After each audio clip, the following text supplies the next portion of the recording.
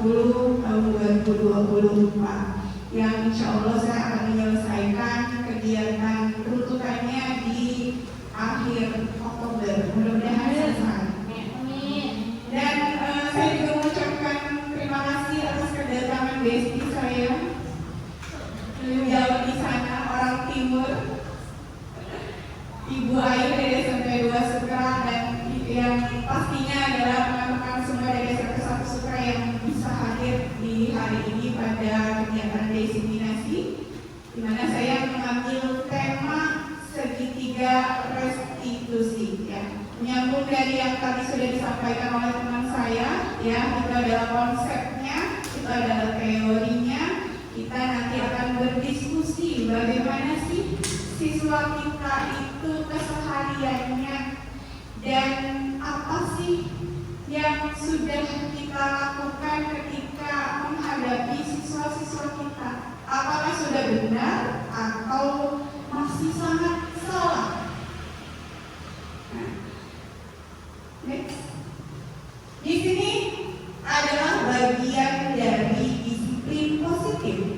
Yang mana disiplin positif itu adalah suatu tindakan yang memberikan perhatian khusus pada pengembangan disiplin dan tanggung jawab diri dengan pendekatan yang seimbang dan mendukung. Ya, jadi ini adalah tindakan. Sebuah disiplin positif itu adalah tindakan. Di mana tindakan itu tindakannya siapa? Bapak Ibu, Ibu-ibu. Tindakannya kita sebagai seorang guru, yang harus memberikan perhatian khusus pada pengembang disiplin dan tanggung jawab diri dengan pendekatan yang seimbang. Pendekatannya harus seimbang untuk siapa? Untuk siswa. Ya, untuk siswa. Kita guru harus memberikan pendekatan seimbang untuk siswa. Nah, ini adalah bagian dari teori yang nantinya akan saya sampaikan. Oke, sebelum masuk ke teori, ayo kita buat dulu kesepakatan diskusi siang hari ini. Kesepakatan diskusi atau keyakinan kelas yang tadi sudah disampaikan teman kita, ya, untuk yang sekarang karena sudah kenyang semua saya yakin. Jadi apakah masih berlaku boleh makan? Boleh.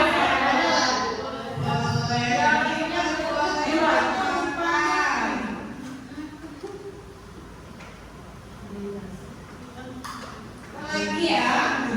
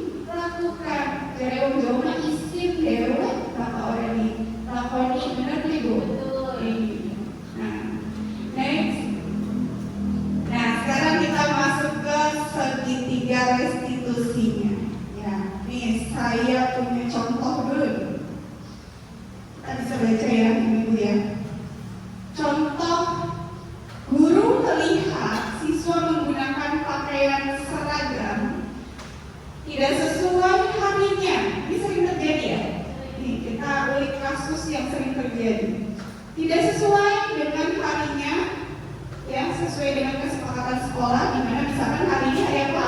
Selasa. Kalau Selasa pakai anak-anak apa bapak ibu-ibu? Putih biru. Tiba-tiba ada yang pakai batik. Nah, apakah siswa tersebut diperbolehkan masuk ke sekolah atau tidak? Nah, saya punya kertas. Ya, apa yang ibu lakukan ketika melihat siswa di gerbang sana pakai baju berbeda dengan harinya? Coba curhatkan di kertas itu.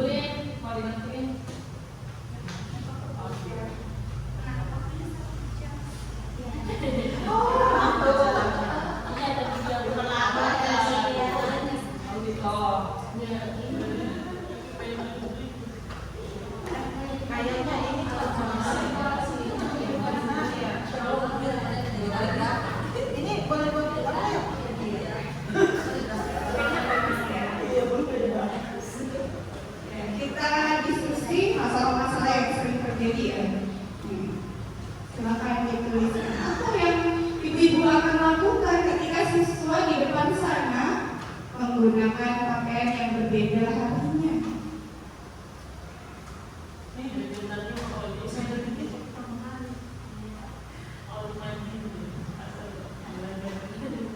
Jangan pers ya ibu-ibu ya.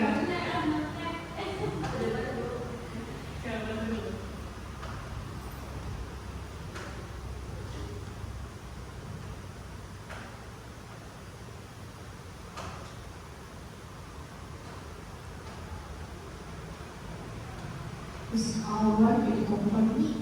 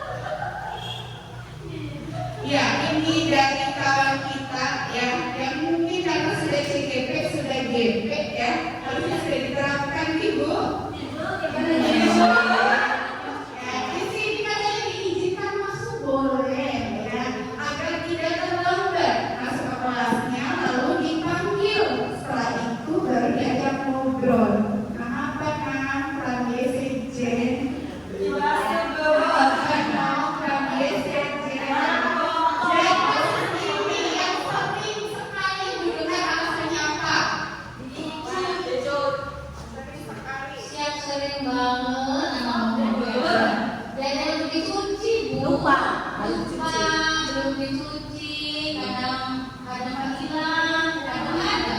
Biasanya hilang.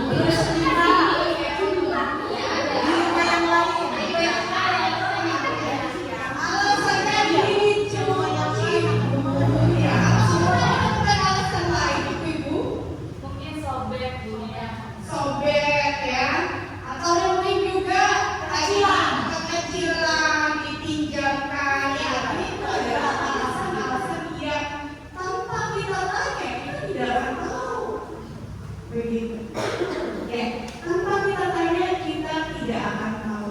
Tapi sejauh ini yang sering dilakukan adalah, oh iya kenapa hari ini tidak pakai baju putih biru, cuci Bu, oh ya udah silakan masuk. Begitu.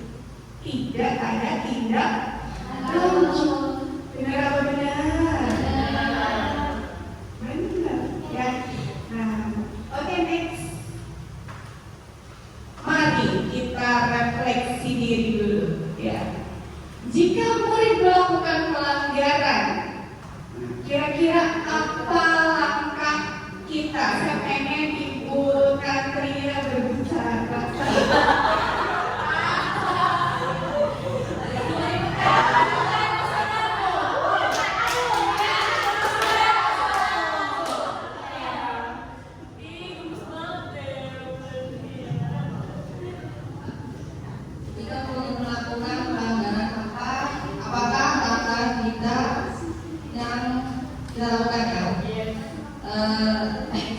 Saya pribadi aja Ibu ya. Biasanya yang saya lakukan ketika siswa itu melanggar peraturan, yang pertama itu menanyakan alasannya terlebih dahulu. Ya, menanyakan alasannya terlebih dahulu. Tetapi ada kan anak moles ya Bu, menjawab tidak sesuai, ada lagi sebenarnya alasannya. Iya benar. Lalu setelah alasan anak tersebut sudah masuk akal menurut saya memberi sanksi. Sanksinya seperti biasa dilakukan di sini itu seperti membuang sampah. Sanksi tidak terlalu berat apabila alasan yang diberikan siswa tersebut masih masuk akal. Iya, kita pakai yang CPP ya. Wow, keren. Wow, keren. Iya, terima kasih Bu Tantria ya. Jadi kayak semua melakukan hal yang sama. Ditanya dulu, setelah ditanya baru kita refleksikan apa yang harus kita lakukan. Ketika itu adalah kesalahannya masih bisa ditolerir, maka ada ya seperti membuang sampah. Tapi apakah lagi-lagi itu benar? Tidak.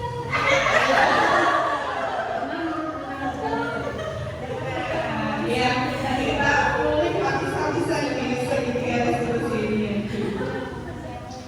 Nah, kemudian yang kedua, kira-kira siapa sih yang mengingatkan? Cemberlah yang ngomong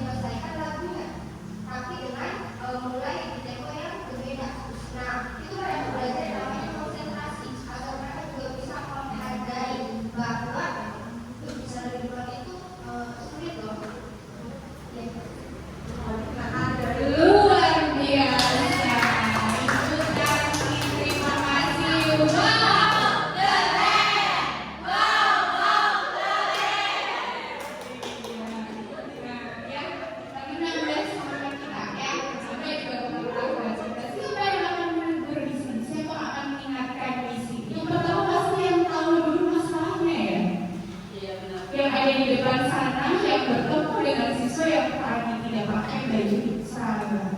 Ya. Nah, itu yang harus menegur. Jadi Bapak Ibu, Ibu-ibu, ketika di depan sana kemudian ada siswa yang berbeda seragamnya, maka harus ditanya.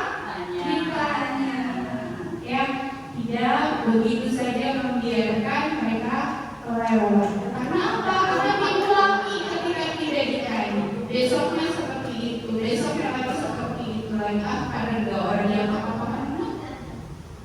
Kadang nggak ditegur, kadang nggak ditanya. Nah, dan yang paling penting adalah satu sekolah satu siswa.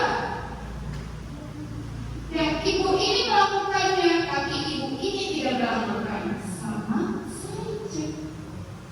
Satu sekolah satu siswa, semua tidak boleh makan, tidak boleh. Nah, ini dari kedisiplinan nilainya. Ya.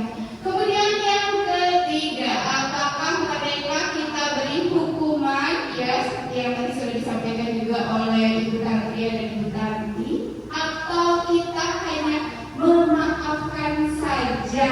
Ya, sampai yang berbicara Dewi biasanya.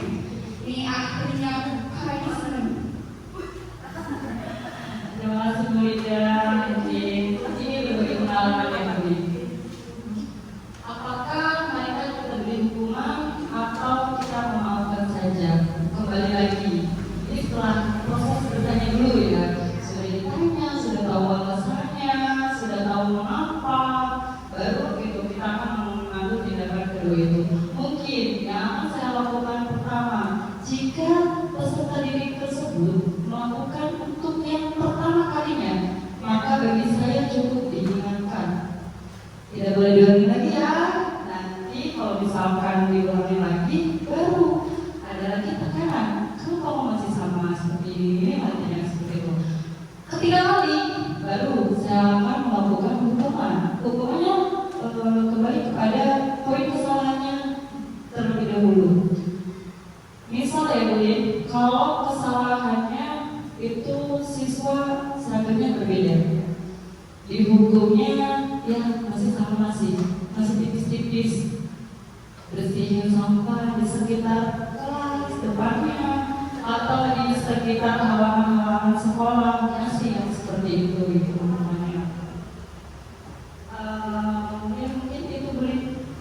Kalau misalnya mungkin udah parah gitu, udah keterlaluan, masih tetap kesalahannya diulangi lagi gitu, ya mungkin agak masuk ke kantor dulu untuk diajak diskusi. Ya, dari kantor dulu. Itu tujuannya untuk mendekatkan diri lah, supaya bagaimana sih gitu, mereka itu tidak mengulanginya lagi. Karena saya yakin semua guru-guru yang ada di sini itu pasti menginginkan semua siswa dan siswanya itu tertib secara peraturan yang ada di sekolah. Betul tidak Bu? Ya, maka dengan diskusi ini paling kita tahu problem apa yang terjadi. Mungkin itu dulu.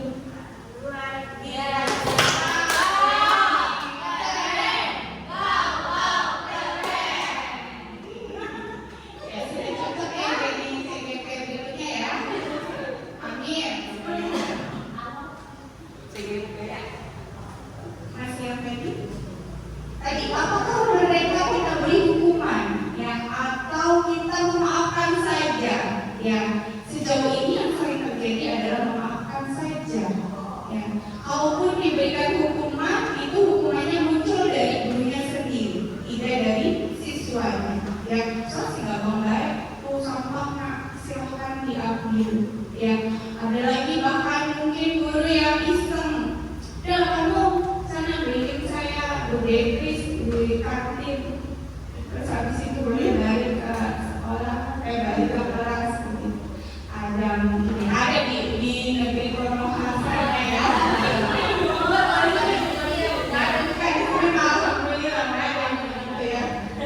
Seperti itu ya. Jadi di sini ya mereka kita beri hukuman tidak, sebenarnya boleh memberi hukuman, tapi kembali lagi ya, hukuman yang seperti apa dan dari siapa? Ya, seperti apa dan dari siapa? Ketika itu datangnya dari guru, ya maka guru adalah penghukum.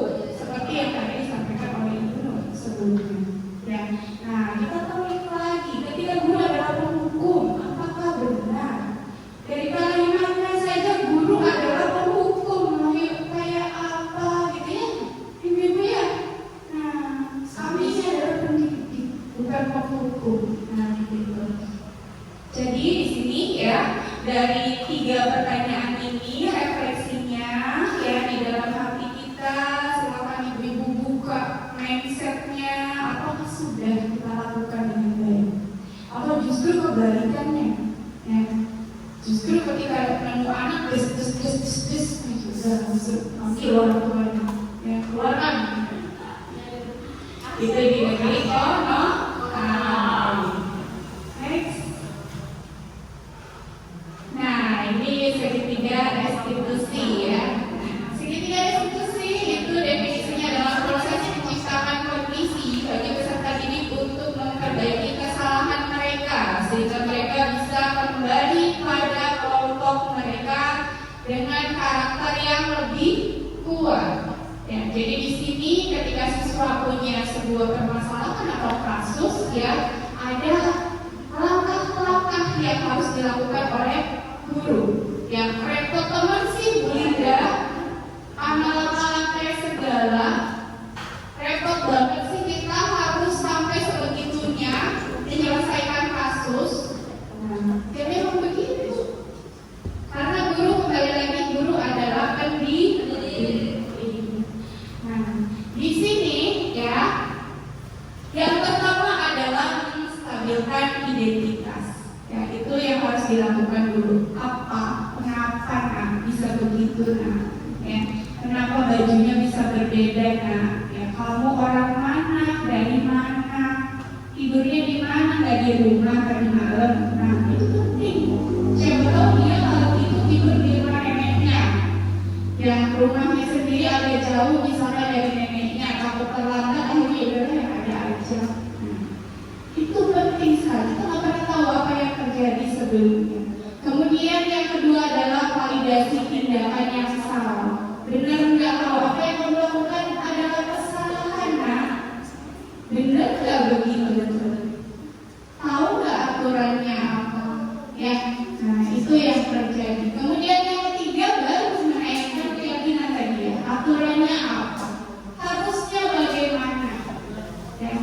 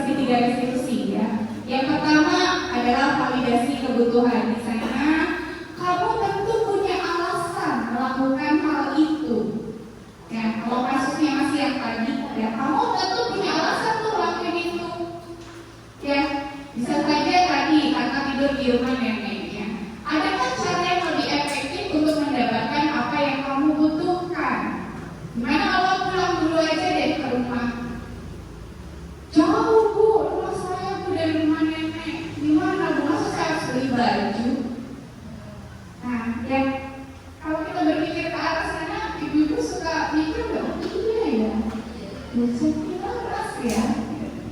Ya, nah, kemudian yang kedua adalah menstabilkan identitas. Setiap orang pasti pernah melakukan kesalahan. Yang kita harus stabilkan identitas. Nggak apa-apa nak, ceritakan saja. Semua orang punya kesalahan. Ya karena apa? Biasanya segitiga restitusi itu tidak berjalan lancar karena siswanya tidak mau ngobrol sama kita, takut salah bu, takut dimarahi bu, benar nggak? Yang akhirnya yang dilakukan adalah kita harus memberikan pemahaman. Semua orang punya kesalahan kok. Semua ibu pernah kok dulu SMP. Ibu dulu juga pernah terlambat, coba cari makan kenapa. Nah, mereka akan ngomong A, B, C, D, nah, baru akhirnya gurunya tersadar. Nah, yang berikutnya adalah kamu bukan satu-satunya yang pernah melakukan ini. Ya, temannya pasti banyak. Ya, lebih sering lagi begini mungkin ibu-ibu ya. Ada satu yang tidak pakai baju seragam dan kejauhan sama ada lagi. Bocah belum mengalami bu, aduh ibu. Nah, kalau ibu menemukan itu apa yang dilakukan? Fokus saja sama kamu, jangan lihat yang lain. Fokus dulu aja dulu sama kamu. Nanti juga yang lain ibu sama perlakukan sama. Ya, nah itu yang harus dilakukan ibu. Ya, berikan pemahaman ibu tidak akan beriritasi. Nanti dia sampai sini ibu akan melakukan hal yang sama. Ya. Jadi dia tidak merasa dia tidak dihargai atau tidak dikasihkan oleh gurunya ya, tidak dipilih kasih ya. Nah, kemudian berikutnya menanyakan keyakinan, nilai-nilai apa yang telah kamu sepakati. Ini saya contohkan begini. Tadi kita bikin keyakinan ya. Tiba-tiba ya, Ibu Dewi turun di dalam ruangan padahal tidak boleh. Yang kemudian dibangunkan, dikasih cilok lewat, cilok lewat gitu. Nah, kemudian Dewi terbangun. Nah, apa yang harus saya lakukan? Saya tanyakan dulu. Ini sudah buat keyakinan kan, Dewi? Keyakinannya apa tadi? Salah satunya adalah tidak boleh tidur di ruangan. Kalau mau tidur di luar ruangan. Nah itu. Jadi harus diingatkan kembali tentang peraturan yang ada, tentang keyakinan yang ada, tentang norma-norma yang sifatnya universal. Ya, kita sama-sama beragama Islam, kita sama-sama punya aturan beragama yang sama. Nah itu juga boleh diingatkan hal-hal semacam itu. Nah ini nilai-nilai yang disepakati. Nah berikutnya adalah kamu ingin menjadi orang seperti apa. Ini saya sering sekali ibu-ibu melakukan ini. Nah, udah deh dari alapan, ibu benar, benar ya ibu-ibu. Aku mau gini bu. Nah, coba bu. Gila-gila. Jadi gini mungkin kalau saya Maya, mungkin salah juga sih. Tapi kadang tuh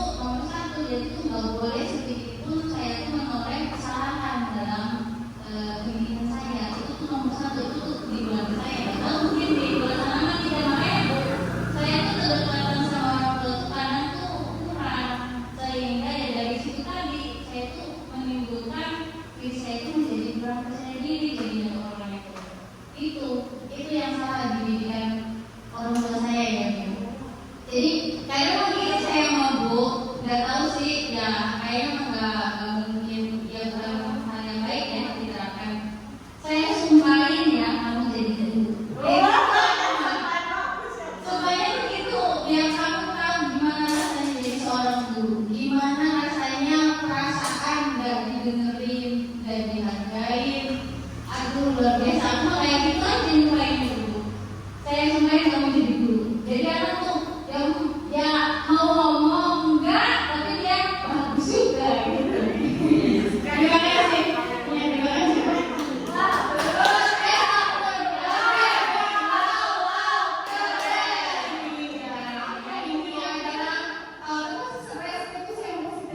Kita doakan anak-anak kita menjadi lebih baik ya, mudah-mudahan tidak merasakan seperti kita juga ya, anak-anak yang mereka ajar di masa depan baik-baik semuanya ya. Nah ini adalah salah satu yang dilakukan. Kamu ingin menjadi orang seperti apa? Nah yang S1 aja masih banyak yang nganggur. Kalau kamu putus sekolah, apa yang terjadi ke depan? Ya, apalagi kalau kita sudah berbicara dengan pergaulan bebas. Nih, biasanya putri-putri ya. Pergaulan bebas, kalau kamu kena pergaulan bebas, apa yang terjadi dalam hidup kamu? Kamu masih anak-anak, kemudian harus ngomong anak, misalkan seperti itu. Dan mengingatkan hal itu bisa membangun motivasi siswa untuk menjadi lebih baik. Ya, jadi itu juga benar. Lakukan, ya, ibu-ibu semuanya. Next. Ya, kita akan lihat video dulu. Ini saya punya 4 video dari 4 kasus yang berbeda. Silahkan disimak saja dulu, ibu-ibu semuanya. Suaranya agak kurang ya, karena ini audionya tidak ada jacknya.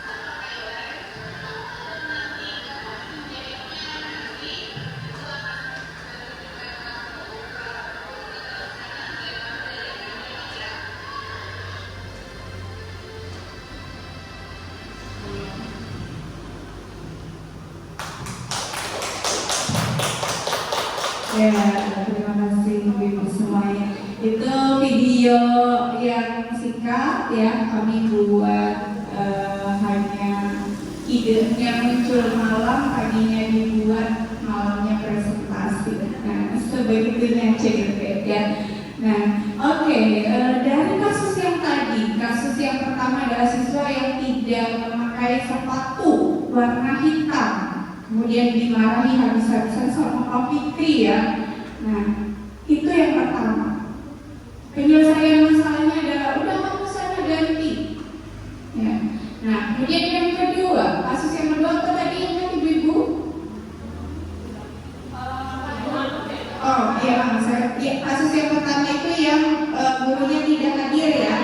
Gurunya tidak hadir di kelas sehingga ada tugas dari guru lain tapi tidak mau diperhatikan dikerjakan oleh siswanya sehingga ibu gurunya sampai bilang, ayolah kerjakan, nanti ibu dimarahi sama kepala sekolah. Nah, itu penyelesaian masalahnya. Kemudian yang kedua tadi sepatu. Kemudian yang ketiga siswa tidur di kelas. Yang hanya sekedar ayo maju ke depan. Kemudian kenapa kamu tidak mengerjakan, tidak bisa mengerjakan? Makanya kalau di kelas jangan tidur. Nah, itu kemudian selesai dimaafkan. Dan yang kasus yang terakhir ya, yang tadi modelnya adalah anak kita ya. Itu dimana anak-anak berantem, kemudian setelah itu sampai kancingnya terlepas 3 ya. Setelah itu ada guru yang menyampaikan ke guru lain yaitu diantaranya adalah saya. Kemudian anak itu cerita, Bu, kancing saya sampai terlepas 3 ya. Kemudian anak yang lainnya yang melakukan tindakan itu, Bu, saya harus bagaimana? Dia minta ya udah kancingnya kembalikan seperti semula. Lah gimana Bu caranya? Dilem Bu. Nah, ya kata Restu tadi dilem Bu. Ya masa dilem? Coplok maning ya. Jadi di gimana kan Ibu? Dijahit. Tapi anak kita bisa jahit saya yakin. Maka solusinya adalah ya udah nanti kamu ibu kirim ke guru tata busana, belajar jahit di sana untuk bisa menyelesaikan tugas dari temannya yang satu lagi. Nah, itu adalah restitusi ya, yang selama ini kita lewatkan. Saya yakin kalau ada kasus sama seperti itu, yang ibu lakukan adalah udah mau minta maaf. Saya minta maaf, besoknya orang tuanya dipanggil. Bu, anaknya begini, Bu, anaknya begitu, ya. Itu anak di belakang sana yang dua tadi, ya. Itu bukan berlaku seperti video terakhir, malah makin berantem, diadu sih bokeh. Ya, karena apa sampai rumah anak pasti dimarahin lagi. Nah, itu yang terjadi. Maka kita harus selesaikan kasus tersebut di sekolah. Saya pribadi, sekalipun sering mengatakan nanti ibu panggil orang tua kamu, tapi tidak melakukan itu. Ya, hanya untuk menggertak, ya, saya abaikan. Kenapa? Karena saya pikir masalah ini harus selesai sendiri. Ya, tidak perlu melibatkan orang tua. Nah, itu. Jadi beban wali kelas, ya. Nah, sampai nggak Ibu Tantri? Sampai demi siapa? Demi sekolah, demi siapa? Demi anak-anak. Kenapa Bapak Ibu, Ibu-ibu? Karena ketika kita, anak-anak kita kemudian dewasa, batin ya, mereka jadi orang yang hebat. Ya, saya seringkali dihormatin sama polisi, ibu-ibu. Ya, dari kejauhan udah bunda. Salah apa ini ya? Ternyata siswa dulunya. Ya, itu bangganya kayak gimana Bu? Wah, tidak bisa diungkapkan dengan kata-kata di depan polisi yang lain, di depan orang-orang lain ya. Nah, padahal dia cuman istilahnya setelah lulus SMA pendidikannya hanya 6 bulan ya, berbeda dengan S1.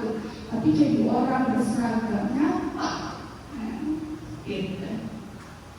Kamu lagi di mana lagi? Bunda? Siapa ya? Bayangkan siswa Yesus berapa ratus Bu? 700. 3 tingkatan 700. Kalau semuanya sukses, minimal 50%, benar Bu Nur? Iya. Kalau siswanya tidak punya dendam dengan guru, pasti di luar sana akan dihormati sekali. Ya. Dan satu lagi Ibu, ya, ini pribadi saya, kenapa? Ya, karena saya merasa anak di sini itu memang orang bilangnya agak sedikit keras, susah diajak bicara. Ya. Tadi kuncinya satu suara. Ya. Ketika gurunya bilang kamu kalau ketemu ibu tuh salam nak, ya, kamu kalau ketemu sama bapak guru salam, minimal senyum, assalamualaikum bu, ya, syukur-syukur salaman, ya. Nah, kalau semuanya memperlakukan itu, boleh biarpun kayak lebaran, lagi lebaran lagi, nggak apa-apa.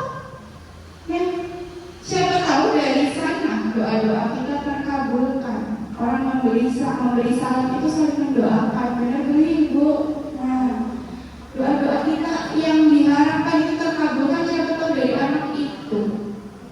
Nah, ini kita harus sadar ya, makanya kenapa ketika ada sebuah kasus ya, itu kita harus punya rasa ingin menyelesaikan kasus tersebut sampai selesai dengan langkah-langkah yang tadi dilakukan, ya, langkah-langkah yang terjadi tadi. Ya. Oke, kita ambil satu kasus yang tadi ya, yang sudah sesuai dengan restitusi, yaitu siswa berantem, kemudian kancingnya lepas, kemudian siswa yang satunya ingin dikembalikan seperti semula. Nah, jika murid melakukan pelanggaran semacam itu, ya, apakah ada ide lain dari ibu-ibu untuk bertanya kepada murid apa yang dilakukan atau apa yang ditanyakan? Boleh disingkat?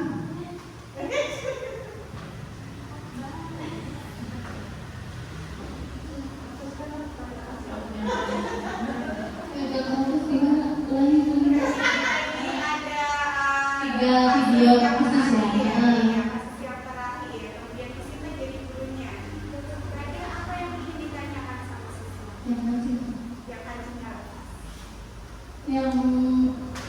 Yang pertama saya lakukan adalah menanyakan, kayaknya itu udah pasti ya Bu, menanyakan kenapa dan bagaimana.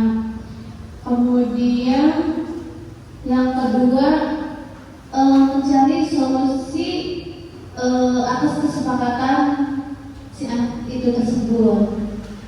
Terus biarkan mereka kan amarahnya masih ini ya Bu. Nah, biarkan lepas-lepasnya agar tidak ada dendam di kemudian.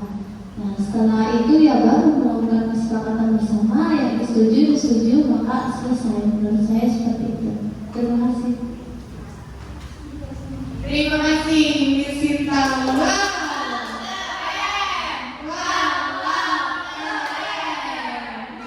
Biar beli ngantuk jadi ditanya ya.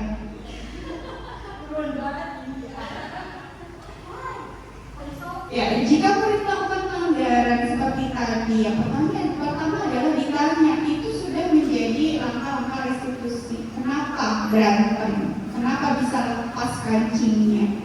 Ya. Kemudian diberikan validasi. Kamu tahu berantem itu tidak baik. Kamu tahu berantem itu tidak boleh, apalagi di sekolah. Ya. Kemudian setelah itu baru ya kita lakukan apa kesepakatannya. Tidak semua siswa berpikir, Bu, kembalikan kancing saya. Ada nggak siswa yang berpikir lain? Kira-kira ibu? Selain kembalikan Bu kancing saya. Ya mungkin ada dulu. Ya udah aja. Ya udah aja, ikhlas ibu. Gitu. Maaf ya, betul. Nah itu yang terjadi kesalahan ya. Ketika ada kasus seperti itu, tapi diguri anggar. berantem lagi berikutnya, ya. Nah, artinya restitusinya tidak selesai, ya. Agar selesai, ya tadi dia harus tahu, ya, apa penyelesaian yang baru, ya. Kembalikan kancingnya dengan cara menjahit. Kamu tahu tidak susahnya menjahit itu seperti apa. Kalau terjadi lagi seperti itu, lakukan lagi, ya, sehingga anak menyadari, oh iya, hati-hati saya dengan kancing.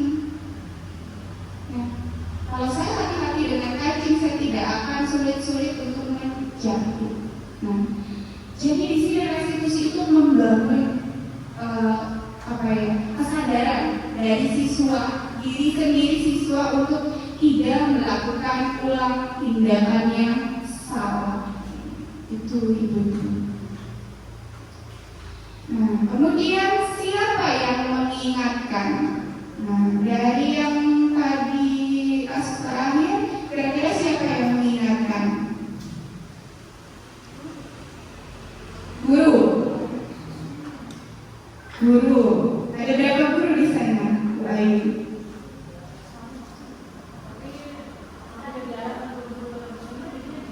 Jadinya 2, bahkan 3, karena ada 1 guru lagi yang melerai. Itu namanya Bapak Rofi,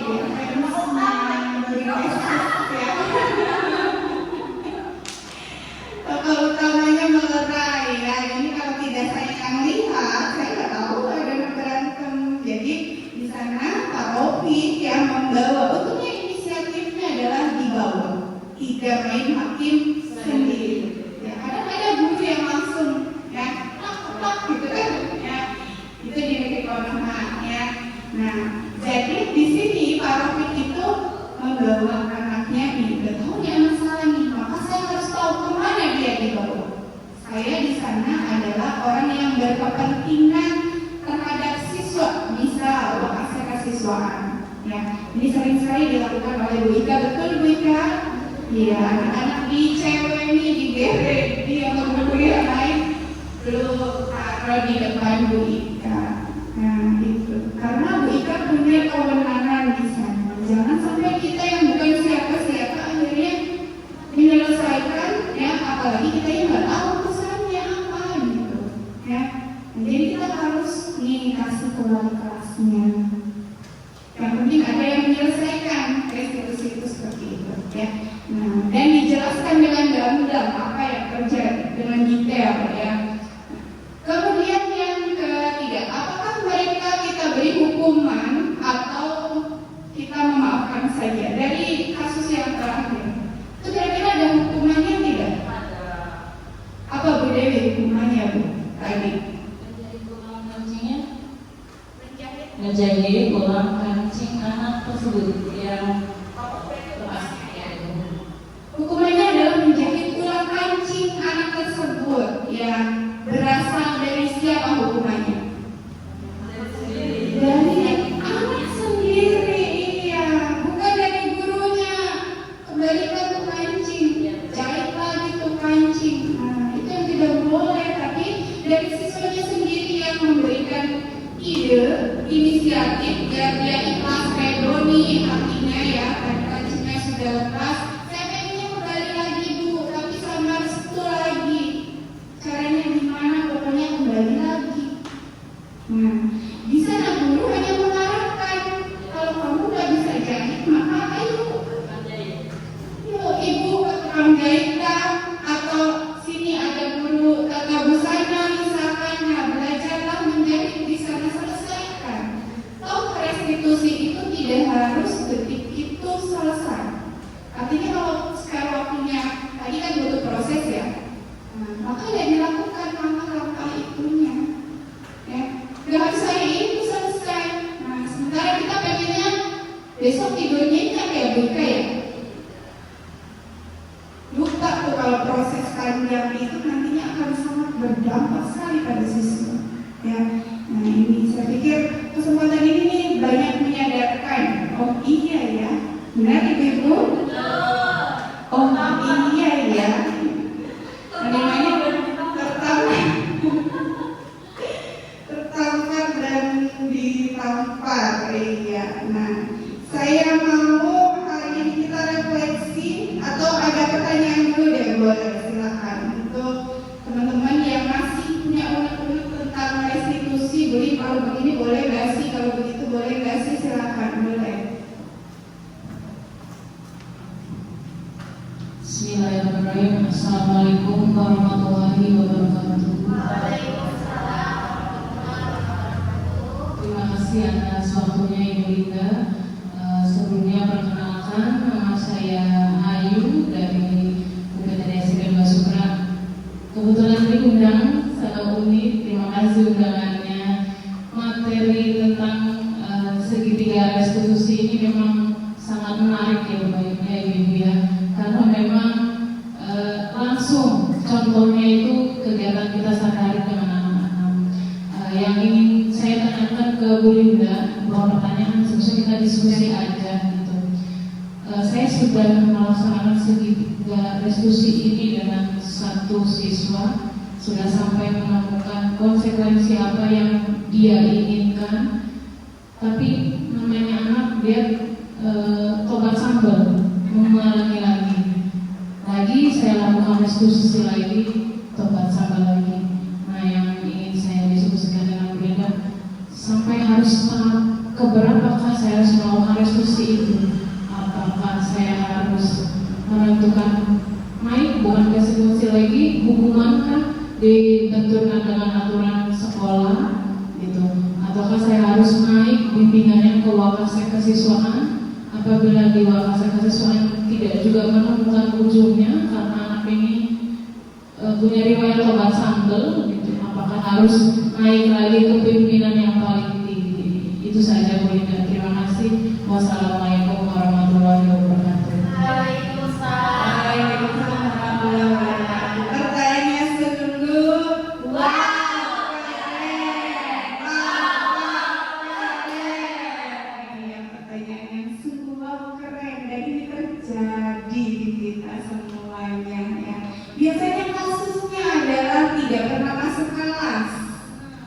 Yang mohon mani, sugigi diundang, mohon mani, disuruh disumpah, mohon mani, tanda tangan di atas terkait, mohon mani, terbaik ya.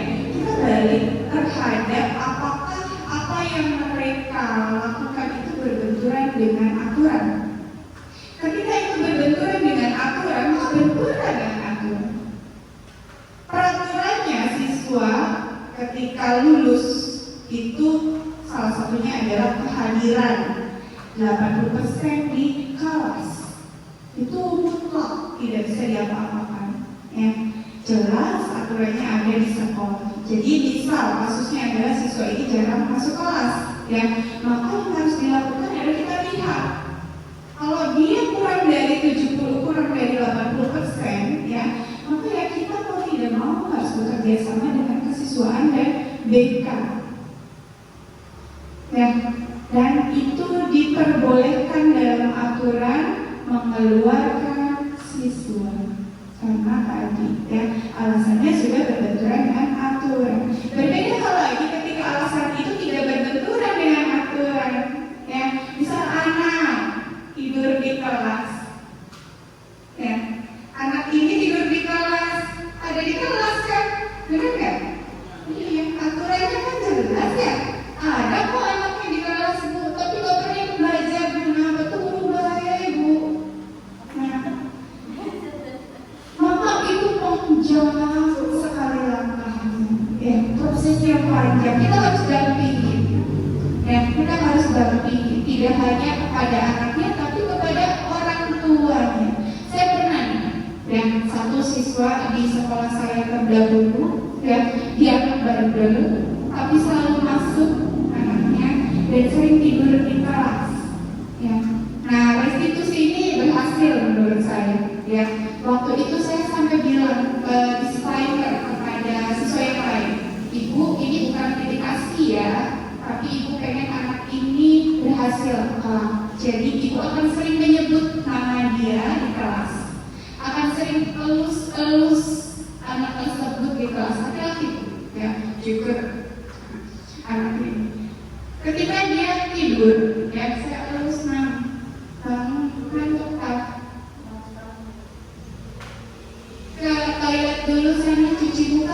lagi ke sini, terus dilakukan. Nah, sampai akhirnya anak itu mungkin di sekolah tersebut ya gagal restitusinya, tapi ketika dia SMA dia mengingat kita dengan pakaian seragam pelayaran. Nah, gagah luar biasa, datang kita, ibu pengen foto bu sama Bu Linda. Saya bangga luar biasa, ternyata anak ini berubah luar biasa. Mungkin dari restitusi yang tadi kita lakukan, hanya imbasnya itu tidak saat itu, tapi ke depannya. Nah, jadi ibu-ibu jangan patah semangat, lakukan terus langkah-langkah segitiga restitusi untuk menjamin nantinya motivasi anak ke depannya. Begitu ibu-ibu.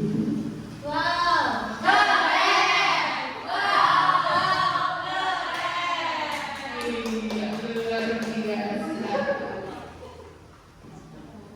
Iya, oke. Iya, sudah. Jadi ngantuknya nggak jadi nih antara. Iya. Di sini ya saya merefleksi, kita semua sebagai ibu guru hebat ya, tentunya harus mempercayai bahwa kehidupan atau masa depan siswa kita ada di tangan kita, ibu-ibu semuanya ya. Artinya ketika mereka di tangan kita, maka kita punya beban yang cukup berat sekali untuk membangun mereka sampai dewasa nanti. Dan itu yang harus diingat ya. Jadi lakukanlah segitiga restitusi ketika kita menghadapi permasalahan siswa ya. Jangan dilewati langkah-langkahnya. Nah, terima kasih kesempatan hari ini luar biasa sekali ibu-ibu semuanya, dan mudah-mudahan ilmu yang saya sampaikan, diskusi yang kita lakukan bermanfaat dan banyak menyadarkan kita semua untuk lebih baik lagi menjadi seorang guru. Wabillahi